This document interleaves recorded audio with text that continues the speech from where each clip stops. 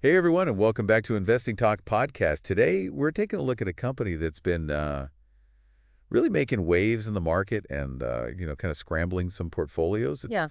Cal-Maine Foods. They trade under the ticker symbol CALM on the Nasdaq. Cal-Maine Foods is really interesting because they are the Dameron player in the U.S. egg market. They are the largest producer and marketer of fresh eggs, Wow. which gives Okay. them a lot of power in the market. They're like the big old egg supplier for everybody. Yeah, pretty much. But their stock has taken a bit of a tumble recently. It has. Down over 12% on February 14th, closing at $95.10. That's a pretty steep drop. Yeah. Wouldn't you say? Yeah, it's definitely eye-catching, and I think it kind of reflects some of the broader anxieties that we're seeing in the market right now.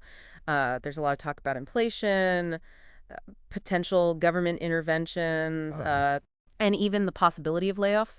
So all of this combined is making investors a little bit nervous and more likely to kind of reassess their short-term strategies, even with companies like Cal-Maine Foods that have a history of strong performance. Okay, so this recent dip, does that mean Cal-Maine Foods is now like a risky investment? Not necessarily. I think it's important to look at both the short-term and the long-term trends. Short-term, yeah, there's definitely some bearish sentiment, especially since CALM dipped below its 50-day moving average. But the long-term picture might be a bit different. Wait, hold on a second. Can you break down these moving averages for us? Like, what are those? Sure. So think of moving averages like a sort of roadmap that shows you the general direction a stock is heading. The 50-day average gives you a snapshot of like the very recent trend, whereas the 200-day average offers a wider long-term perspective. Okay. So even though CLM is down, it's still comfortably above its 200-day moving average, which, kind of suggests a more optimistic long-term outlook. Plus, their financial track record has been really solid over the years. Right. So that's encouraging. But what about the egg market itself? I mean, we all know the egg prices have been Yeah, all over the place. you're absolutely right. The egg market is known for its volatility, and recent data on consumer inflation expectations suggests that food prices, including, those for eggs, are going to be affected. So this is something to keep in mind for sure. So how is Cal-Maine Foods dealing with this whole, like, uncertainty in the egg market? Well, they've been around for a while, so they have a lot of experience navigating these sorts of ups and downs. And they're known for being adaptable. In Okay. fact, they just recently acquired some feed mills and storage facilities from Deal-Right Feeds in North Carolina. Interesting. So they're trying to, like, get more control over its Exact. supply Right. chain. It strengthens their vertical integration. So basically, they're gaining more control over different stages of the egg production process from farm to grocery store. Wow. And that can really translate into better cost management, which is absolutely crucial in a volatile market like this one. Makes sense. Now we can't talk about eggs without talking about avian flu. It's been a huge concern for the industry. Absolutely. So how is Cal-Maine Foods handling that threat? Well, what's interesting is that there haven't been any reported cases of avian flu at their facilities so far. Wow. This means they've been able to maintain production levels while other companies are struggling. In fact, they might even be benefiting from the situation because the overall supply of eggs is down, prices have gone up. So it seems like they're really good at turning challenges into opportunities. Yeah, they've done it before, like with those state-level bans on caged eggs. Exactly. 9 more states are planning to implement those bans pretty soon. Right. And history kind of tells us that Cal-Maine Foods is pretty good at adapting to those regulatory shifts. Yeah.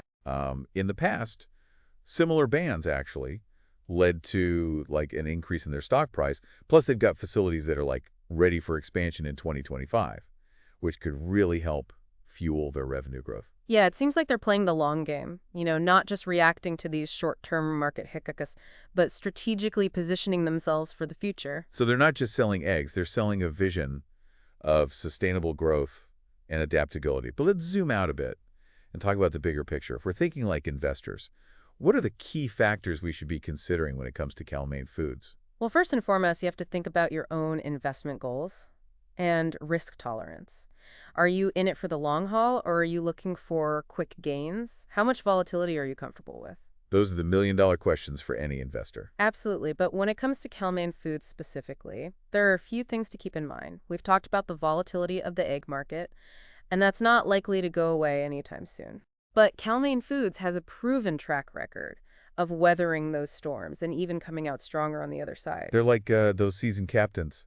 navigating choppy waters. Exactly. They've seen it all, and they know how to steer the ship. They know what they're doing. Then there's the regulatory landscape. As we discussed, Cal-Maine Foods has a knack for turning those cage-free bans to their advantage. With more bans on the horizon, that could be a trend that continues to work in their favor. It could. And let's not forget those expansion plans they have for 2025. A clear sign they're setting themselves up for continued growth. Absolutely. But of course, we also need to consider the broader economic context. We're in a somewhat unpredictable period right now. Inflation is a concern, and there are questions about, potential government policies Right. and their impact on various industries. So even a company as well prepared as Cal-Maine Foods can't fully escape the influence of those larger economic forces. That's true, but what often sets companies like Cal-Maine Foods apart is their ability to adapt and even leverage those external forces to their benefit. Now, I know we can't give financial advice, but after looking at all this, what's your take on CALM? Is this a stock worth considering? Ultimately, that's a question I'll let you, the listener, can answer. What we've tried to do today is give you the information and insights you need to make an informed investment decision. We want to help you crack the code of the investing world. Exactly. We're giving you the tools to make your own informed decisions, so do your research, weigh the risks and rewards, and most importantly, consider your own investment goals. And if you decide to invest in Cal-Maine Foods, remember to diversify your portfolio and never invest more than you can afford to lose. Well said.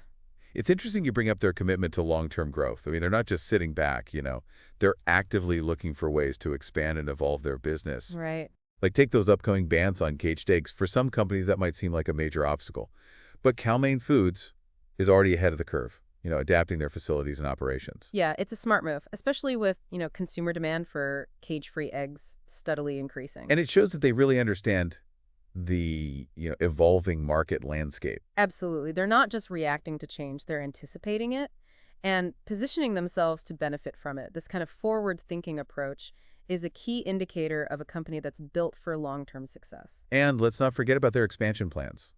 Investing in new facilities suggests that they're confident about their future growth potential. Yeah, they're not afraid to put their money where the eggs are. It all paints a pretty compelling picture of a company that's not just weathering the storm, but charting a course for continued success. But as we always say, it's important for investors to do their own research, consider their own financial goals, and make decisions that align with their risk tolerance.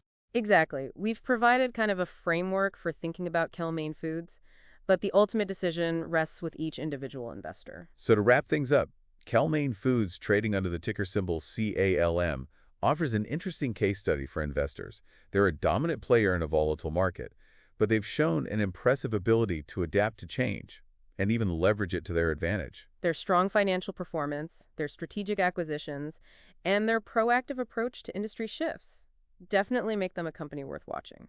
We hope you found this episode of Investing Talk podcast insightful. We always love to hear from our listeners, so if you have any thoughts on Cal-Maine Foods, the egg market, or anything else we discussed today, be sure to leave us a comment. And if you enjoyed the episode, don't forget to subscribe to Investing Talk podcast and share it with your fellow investors. Until next time, happy investing, everyone.